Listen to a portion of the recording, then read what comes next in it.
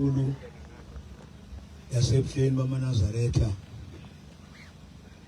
la sihlangene ngomsebenzi kaNkuluNkulu sibonile ke nomfundisi ukuthi ukuze singachithi isikhathi ngokukhuluma ukuthi uma sisithandazile bese siwuthatha umsebenzi esize ngawo ngoba la sizothinta ikhwama. Amen. Akufanele ke kube khona abantu abazobuyela emuva besathinta isikhwama sikhale sithi khohlo. Kufanele nje ikhwama zithintithwe zonke la nalemnyama uyikhiphe bazoyishintsha edrobheni bayenze ibe mhlophe. Size kulo mkhosi ke onjalo kaNkuluNkulu ngizonikeza ke ubaba umfundisi wethu Jele akube uyena ozosiqalela lo msebenzi bese siqhubeka nawo ke ngezigaba ngegaba. Amen.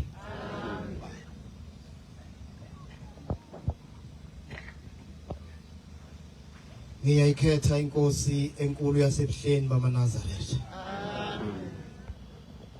Bantwana benkosi sisemzini wasesiyanda size ngomsebenzi omkhulu kaNkuluNkulu unyazi lwezulu akabokuthembe. Ekseni ke baba umfundisi sicele ubaba umvangeli uKhumalo wasipha amazwi amabili amathathu asiphilisileyo.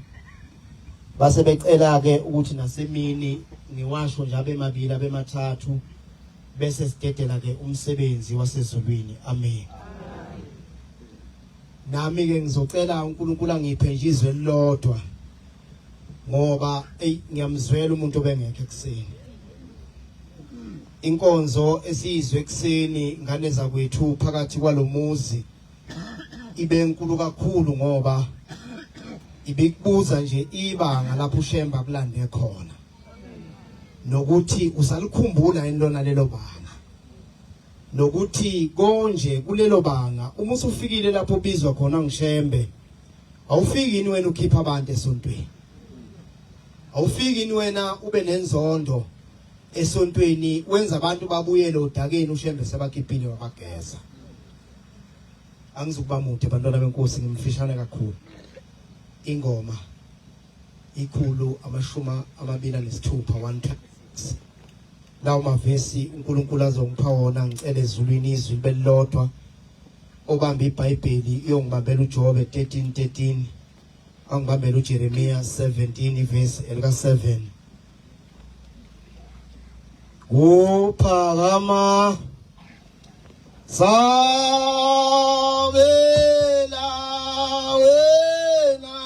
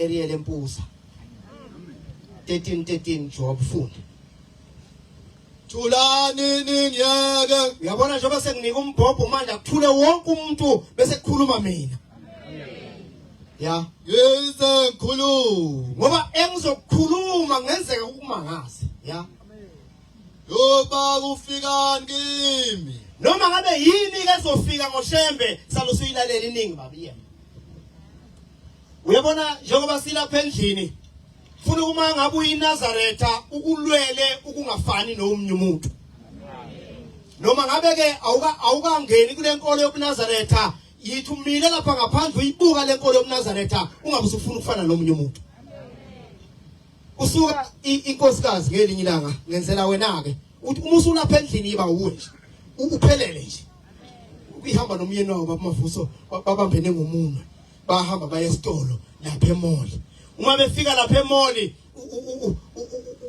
unkosikazi uyabuka ubuka indoda iyehla ngapha ifika izovulela unkosikazi isicapha iyamvulela uyehla umedem uyayithintitha iyasivala kahle lesi sicapha bayahamba baye esitolo yabuka le nkosikazi esithanda lento uma bebuya esitolo no plastiki iphinde le ndoda iye kulesicapha isincenge kahle angene umedem ahlikihleke afase ibhandi isivale kahle bese le nkosikazi edinwa lo uma kufika ekhaya ithi wena baba udlala ngami wena uma sifika lapha emoli awungivulela isicapha wenza lutho ikuphi inkinga yakho ufana nomunye umuntu wafuna ukuvulela icapha mangaqalwa nguvula icapha usesesitholi ayesivule namhlanje ithi le ndoda hayi mngama ke sihambe siyombuza le ndoda uthi yini ivula isicapha adayise ngathi siwu23 ngoba ikhulunywa le 23 ade sikhona nje siswa bese behamba bafike bahlale phansi kumthi besiphuma le ndoda bakhuleke laba cha mnomzane uyasidayisa wenziwa yini uvula isicapha athi baba musukusho kanjalo uzosuka yeke thani wenza ngani ukuthanda umkakhe ibiza umkayo le ndoda bahlale lapho hey mngami naba abantu bafuna ukuzoza ukuthi yini le engiyenzayo ithi ke le ndoda ibisichaza hayi baba wakasibanibani lesi sicapha usibona ngisivula ngesinono ngibuye ngisivale ngesinono inkinga siboshwe ngocingo siyawa kokheni kawo ngwele ingwele nge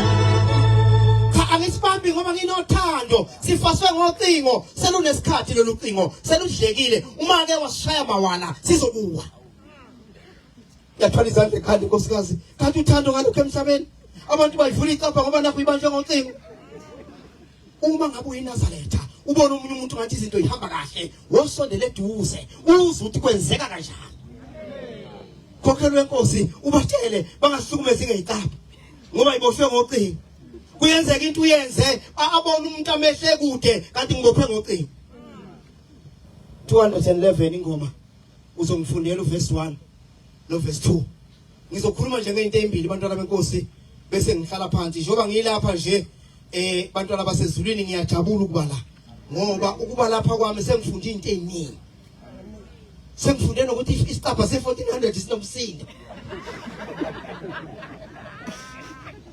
kodwa ngilapha namhlanje ngifuna ukukhuluma ngejoka ukuthi uma ngabe ijoka ulithwele njengoba lisuke lithwele inkomo ilime ensimini lisho ukuthini ijoka kodwa wena uma uthatha lapho uNazaretha kusho ukuthini ukuthi usuthatha uNazaretha beswe thina inkosi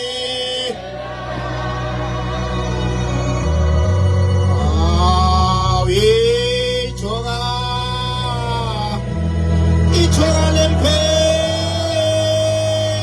wethu awusavuma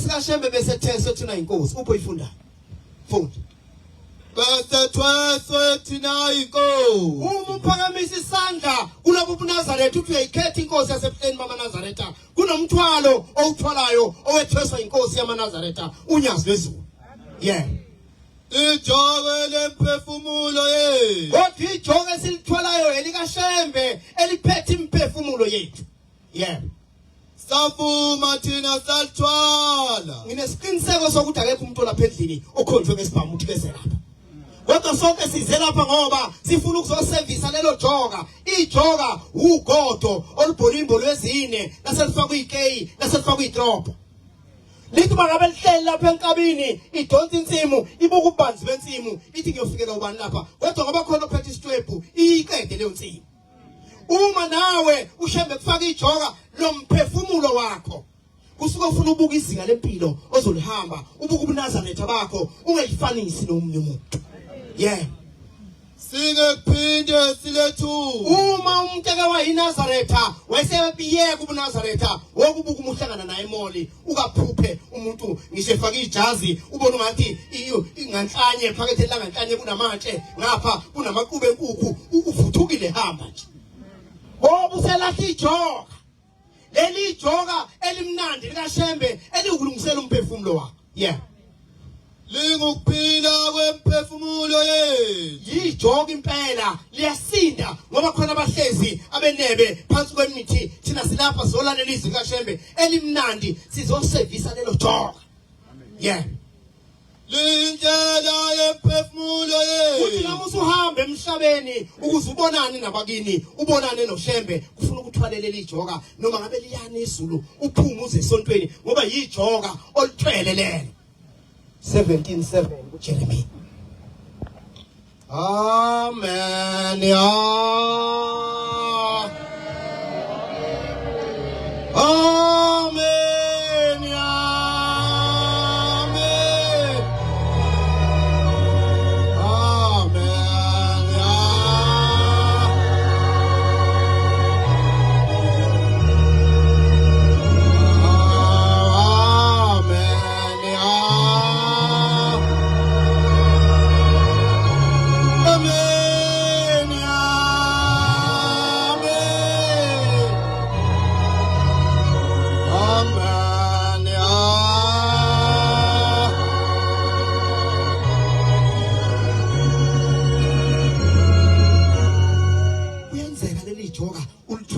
kodwa lihlupheka ithi nje ne kuwe ulithwalele lijoka izinto ezabantu abakwendulelayo sine kuwe bese uzucabanga nokulahla funi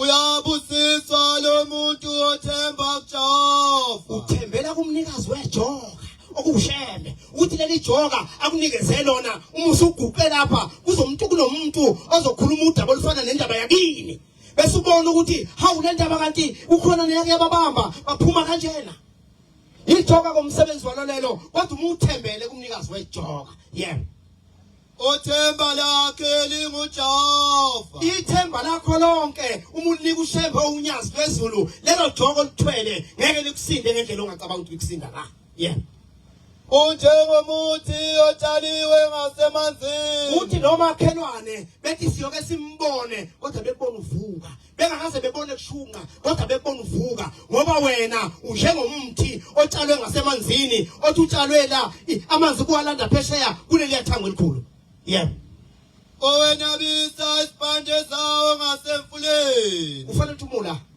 umthembu uShembe ngalendlela ukuthi inkosi ngenze ngingafani nomunye umuntu futhi inkosi ngenzela mithuba lifike ukuze abantu bengangibuza ukuthi uphi uShembe wami umthandazo wakho awube ukuthi umuthandazula uthi Shembe ngingathukwa ngegama ungathukwa ngegama lami uthi nange sonta eyiNazaretha lonyazi kodwa ehlupheka wazana nelo joka uzongena lapha endlini bese sikuthandazisa siqondanise naleyo nhlupheko sikwethula umthwalo yebo ongesabi nxa kufudumele umuntu ongezokwesaba ukubiza uShembe noma izulu liduma ambize uShembe ngoba uthembele kuye malusi olithe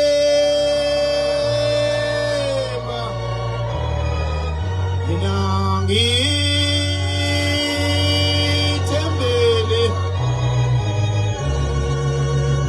ake malusi malusonithema mina ngithembele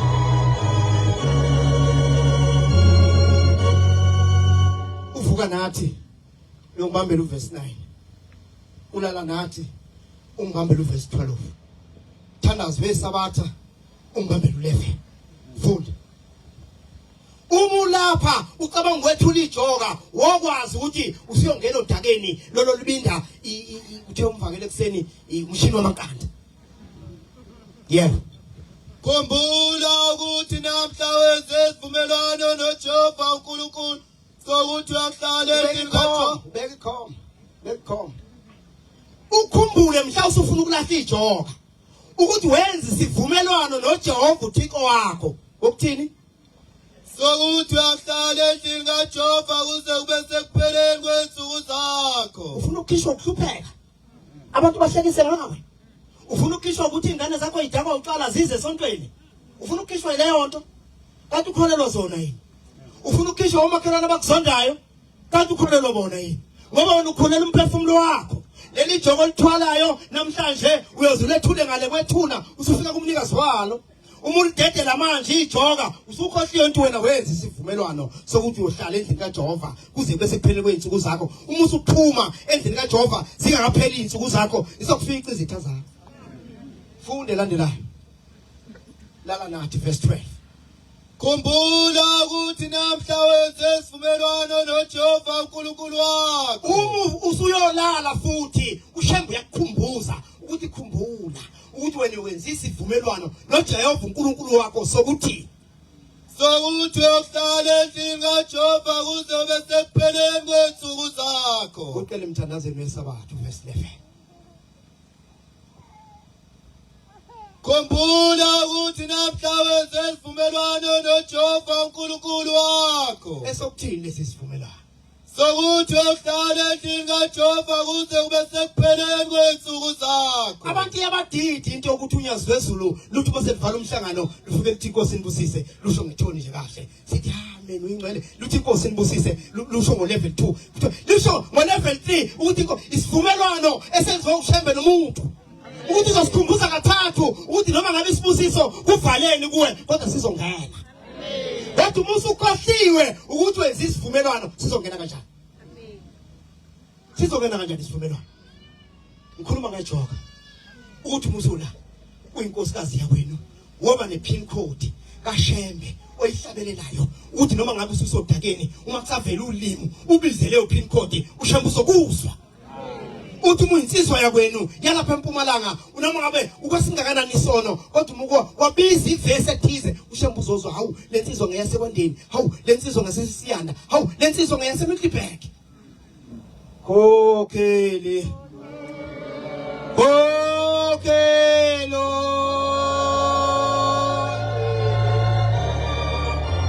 uyingwala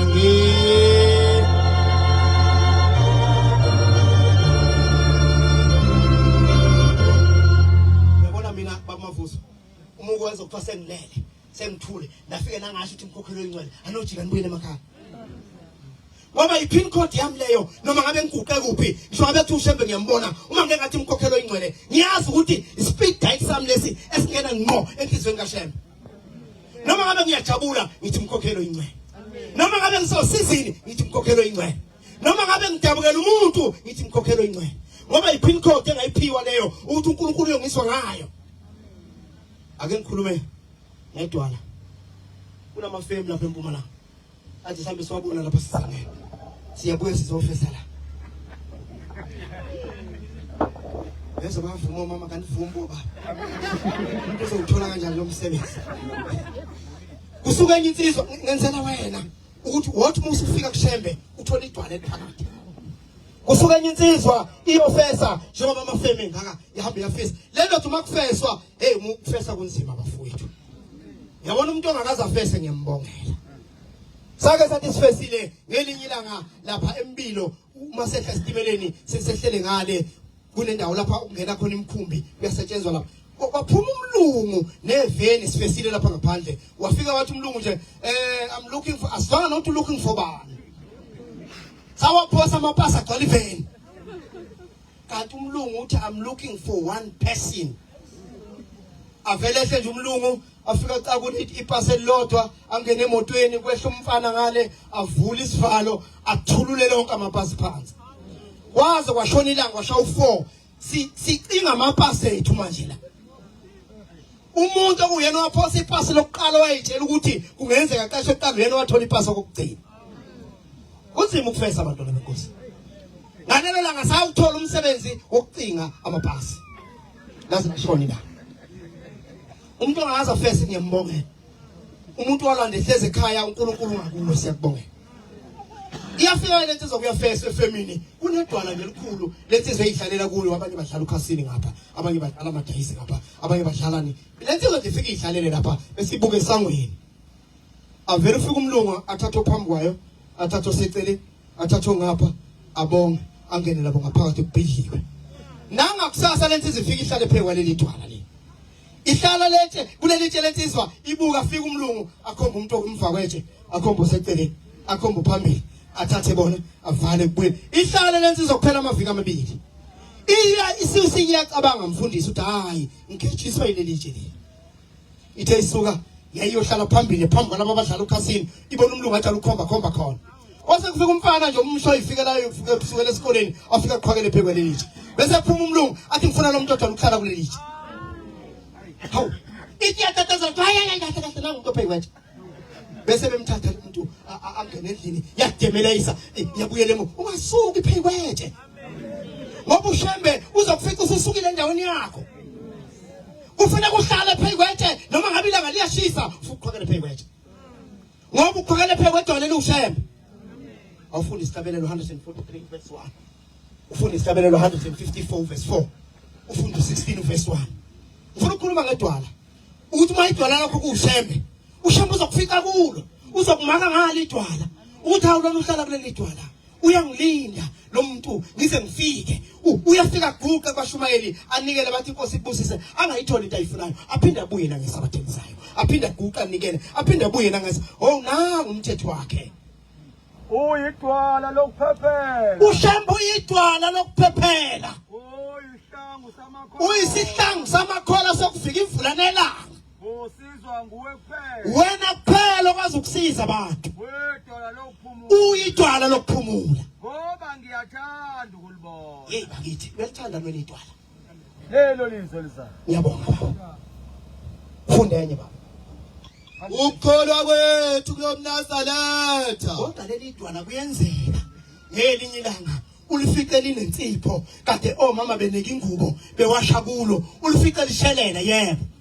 Ulidwala elimshelele. Akushelele lona idwala ukuthi linensipho. Lehlula abani. Kuyenzeka ukuthi uyahlala edwaleni ushelelele uthi hayi ushemba kangisizi kwathi ngelinye ilanga usuke enye indoda eGoli iyahamba ifike iyafesa ayuthola umsebenzi sebethi abantu hayi wokuye lapha eThempelini lamaNazaretha iya eThempelini lamaNazaretha yakholwa lensizwa yakhetha inkosi yathoka umNazaretha yangena emanzini yathenga umkhelo omhle 10 years awuthola umsebenzi. Base bayeluleka abanye bathi hayi lo shembe wakho lo ushembe nabantu bakhe. Yesinquma lensizwa uthi hayi shembe benguthanda iyawugumula umNazaretha yathatha ifoto layo yabeka phezu komNazaretha yathatha isihlabelelo yabeka phezu komNazaretha yathatha umgexo omhle yayisiye emphethweni wegceke hostela yayisi ithembu parafini yathatha umetshisi yafufuzela athi shembe benguthanda shembe inkinga yakho awunikana umsebenzi shembe i10 years wonke yayisi ulayita yayisimbuku shembesha washo shembe washa kwaze kwaqhuma ifoto kwashephuka kwapheka le. Ithemile lebusuku yayisibonisa endlini yakwaRondo ihleli phakathi nendlu kubona ingwevu kwasekhuluma yodwa athi mzukulu uyabona nje basihlezi kanjena nje bese kuthela imndeni emithathu ukuthi sifike kuShembe ngawe wawusushisa umNazaretha kaShembe usesithathile kuShembe wasibuyisela 30 years back. Wasuka edwaleni ngoba leli dwala ohlezi kulo lizokwenzeka libe bushelelezi ngoba ungasawuthola umsebenzi bese uyashibili kuwe bese ungabusazama ucaca uphiyele phezulu bese uyaliyeka idwala bese uyamyeka ushembe uthi njengoba usibona sihlezi lapha lona usibanibani lona ukhokho ohamba ngesikhathi esithize bese sigaqa ulokhu uya amasabatha ngamasabatha sigaqa sisondela sekusela imindeni emithathu futhi nayo lemndeni bingenazi izinto eziningi yithe besinezinto eziningi kodwa into besikuphathele zona besikuphathele umsebenzi besikuphathele uzogana besikuphathele uzokwazi kumzo omkhulu uzothenga imoto ngeke kusenzeka lokho ngoba sesihlehlile sibuyele emuva leminyaka ewuthethu uzobungasekho. Amen. Ya. Amen. Ya.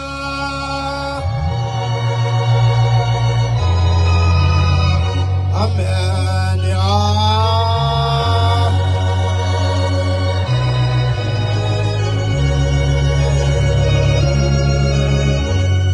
Uphetho wokuqala 3:17. Ngelinye ilanga mfundisi ngiyabizwa nje ngasekhaya komama nomngane. Athi mina siyafuna phela ukuzobona nathi umkhwenyana wethu esengumfundisi ngokusivakashela. Hayi sengiphuthuma khona phela ngumkhwenyana. Uma umkhwenyana uyabizwa nje yonke indawo siyohlala kuthothoba lewedwa kana umkhwenyana phela. Ngiye kulomuzi ulungisa incwadi yami beka isithupha phetho oqala 3:17. Uma ngifika lapha ngifica kunomfundisi khona abafundisi abafaka inhlendla laba zeyigqoko lezithe neziphambano lezi ezayifakwa ukhumalo nangifakwa lezi ziphambano zenetwork ulenga iphambano ayicobezelayo uJesu nange yoshwana mafini. Hayi ngithi ngizoke ngiyizwe namhlanje ngaba nenhlahla ukuthi ingube ngigqokile yangafana nalo mfundisi ngoba kokuzothiwa sifike sobabili. Bese ngiyithinta inkonzo ngithinta le ndaba engisanda kuyiqeda ekhuluma ngomuntu washisa umNazaretha uma siphuma ngaphandle isibomvu amehle le ndoda iyakhala. Hawu nangumfundisi ekhala ngabukhethi inkosi. Ithi mfundisi ebusuku ngithe ngilele wafika ushembe owunyazi wathi hambe ethempelini lasekhanyisela khona umfundisi engizomthumela khona uzofika ixazulula inkinga yakho. Mhlawumbe namhlanje awazi kwenze kanjani usabathi uyahlanganisa kuyahlukana. Kodwa sila namhlanje kade sizwe indaba enkulu ekseni umuntu amadwala akakhanda iqhukwana ngoshembe. Ushembe ngelikhanda lakhe iqhukwana. Yini mfundisi uthe ushembe uzofika ngithini ku? Ngoba usonto nathi. Ithi le ndoda uyabona mfundisi lezi inhlendle engifakile ngifaka ukugcina namhlanje ngithi hawu yini manje usuyaphuma nebandleni lakho uthi hayi mina bengiyinazaretha. Ngokuthanda izinto ngaganwa unkosikazi oyisukela enkonzweni ethize. Ngahlala isikhathi eside kunomshumayeli phambi kwami njoba desha umvangeli ekseni ethi twahlokoza phambili. Uthi yabuza le nkosikazi uthi wena baba wazalwa wemphethe ufanele ukuba umgcontho leli bandla lamaNazaretha uyogcotshwa nini ngoba lo mshumayeli usemncane akasukufa akasukuphonyothwa uthule. Yeni ngasikhohlisa bomama bakithi hey sithande kahle. Uthi lo wayikhuluma le nkosikazi abekiti elihle elishunqa elobisi bese ngikhumbuza le ndaba athi baba lapha mina njengoba ngizolo bishop ubaba uzoshesha kucobe. Uthi yazi yangingena lento ngabushiya ubuNazaretha uthi ngathi ngifika lapha inyanga entathu ngagcotshwa ngazoma ngaba uyidikoni noma ngaba yini kulapho nje. Uthi ngase ngikhumbula uthi hayi ugqobo lwami lukabi kuneyingubo ikaShembe lapha ekhaya. Uthi wayesethi unkosikazi hayi ingubo ikaShembe ayifuneki uma ngabe usuyileli uShembe unobudimoni uyaqule ezofuna into yakhe. Uthi bayithatha bayemphethweni wegceke kwelando lenansi kwaseyingane naye no14 wakhe 14 kwangabikho lo mhle manje namagqamza amnyama. Uthi zathathwa lezi zinto zabekwa lapha babasihlome lomlilo bashisa uShembe. Uthi bamshisa uShembe baze bathi haleluya uyingcwele hamba Shembe kulomzi. Uthi ayiphitha nanga kanje izinto phakathi kwekhaya. Uthi ngaphelele umsebenzi. Uthi nganuka ngokuthakatha ngithi uyathakatha ngani. Uthi nganuka ngokuthakatha endaweni ngakaba muhle ingane zami zafeyile esikoleni. Uthi minyaka manje mhlanu ngiphilo sisini. Uthi ngithunya uShembeke mfundisi wathi angize ngizolalela lenkulumo ngathi khuluma ngayo washo igqabula ingubo yakhe kwaqhasha inkinobho ngathi singayixoshela kunengubo zami eyishoda ngenkinobho waqhabula inkinobho wentshinga lapha wathi ngiyayikhetha inkosi yasemhleni bamaNazaretha. usuke lo muntu ethunywa ngishembe wathi kulomfundisi ozofika akaze ngisho lutho ngafe ngakhuluma ngalensizwa yaseGoli kanti kuzothitha yena naye washisa uMnazaretha asuke edwaleni lakho ngoba uma usuka edwaleni lakho uthi hlokoza phambili uzothi hlokoza phambili kanti ingilosi yakhe la mina ngathi hlokoza kanje manje ngathi hlokoza kanje manje uma ukuthi ngafika ngokuhlokoza la ngahlokoza ngisho na umuntu wekhamera ngihlokoza phambili asuka edwaleni lakho ngoba umuze lapha usuke usedwaleni eliphelele athi yebo siyahalali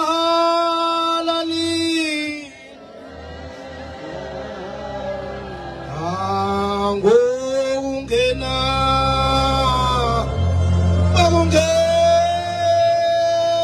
wesizwe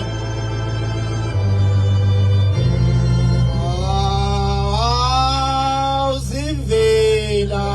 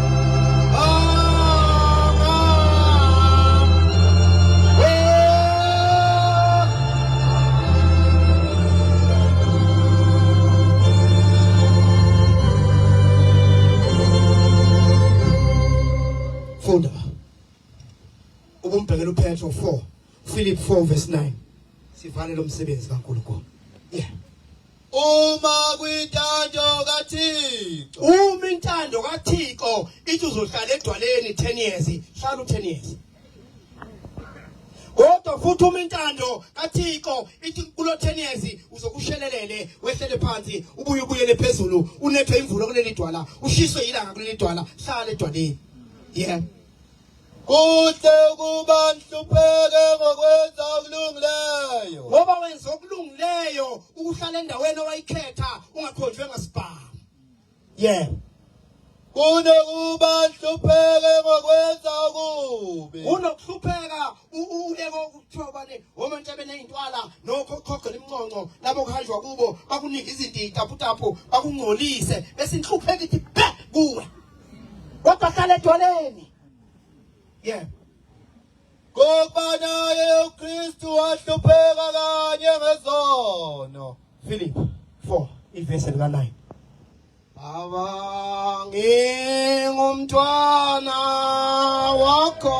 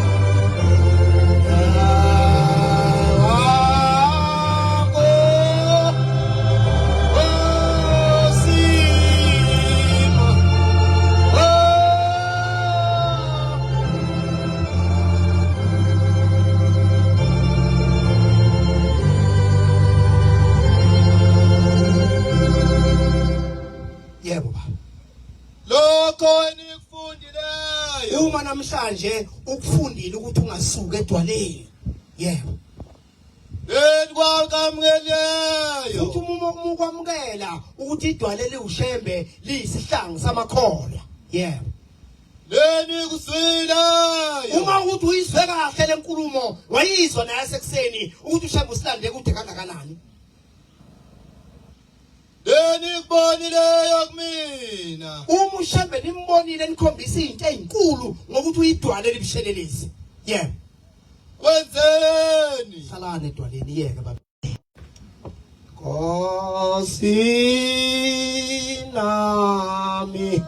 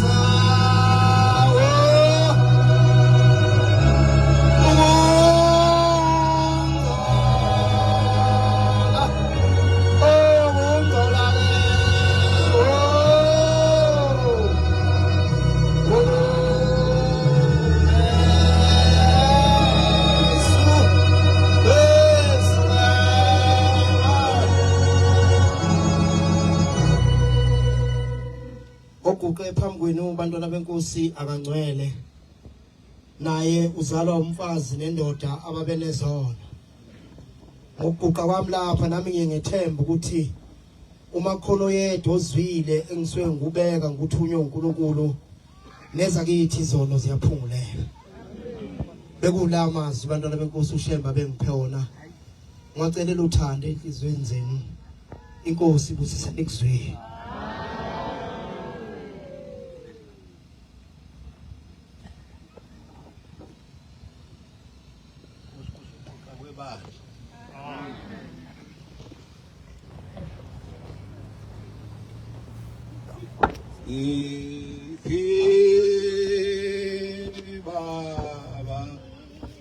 Baba,